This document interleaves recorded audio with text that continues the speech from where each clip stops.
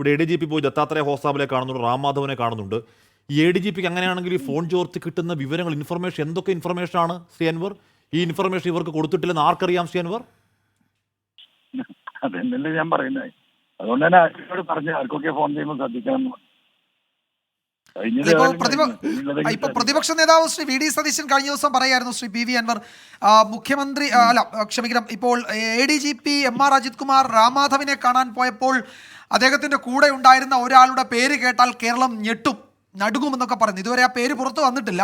താങ്കൾക്ക് അങ്ങനെ ഞെട്ടുന്ന, നടുങ്ങുന്ന എന്തെങ്കിലും ഒരു പേരുകാരൻ ആ കൂട്ടത്തിൽ ഉണ്ടായി എന്ന വിവരമുണ്ടോ? ആ പുള്ളി ഒന്ന് പറയട്ടെ, പ്രതിപക്ഷ നേതാവിനെ വെല്ലുവിളിക്കാന്ന് പറയട്ടെ.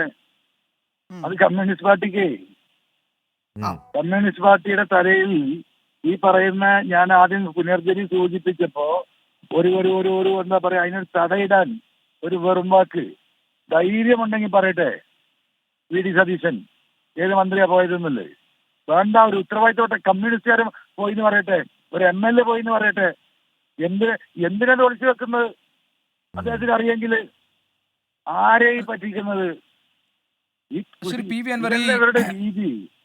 ഈ ADGPയുടെ RSS നേതാക്കളുമായുള്ള കൂടിക്കാഴ്ച വിഷയത്തിൽ മുഖ്യമന്ത്രി ഒന്ന് സംസാരിച്ചാൽ, അദ്ദേഹം ഒന്ന് പ്രതികരിച്ചാൽ തീരാവുന്ന പ്രശ്നമല്ലേ യഥാർത്ഥത്തിൽ കേരളത്തിലുള്ളൂ? അപ്പോൾ അദ്ദേഹത്തിന് സംസാരിക്കാൻ പറ്റാതെ വരുന്ന ഒരു സാഹചര്യം എന്തുകൊണ്ടായിരിക്കാം? അല്ല, എന്റെ വിഷയം അതല്ല. എന്റെ വിഷയം ഇവരുടെ ക്രിമിനലിസമാണ്.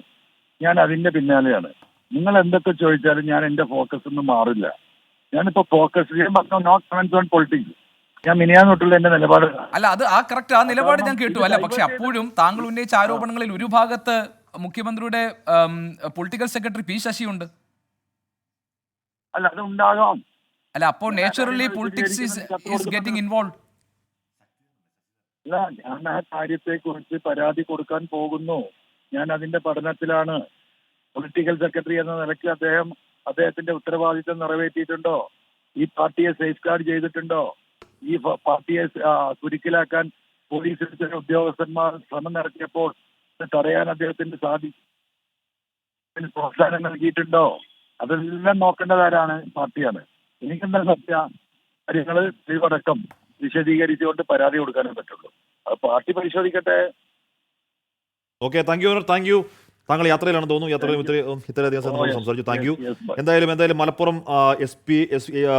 SP സ്ഥലമാറ്റമുണ്ട്. S ശശിധരന് വിജിലൻസ് SP ആയിട്ടാണ് സ്ഥലമാറ്റം. 3 ജില്ലകളുടെ ചുമതലയിൽ കൊച്ചിയിൽ നിയമനം. മലപ്പുറം SP മാറ്റിയത് വിജിലൻസിലേക്കാണ്. മലപ്പുറം ക്രൈംബ്രാഞ്ച് SPക്ക് മാറ്റമുണ്ട്. T വിക്രമന് മാറ്റം എക്സൈസിലേക്കാണ്.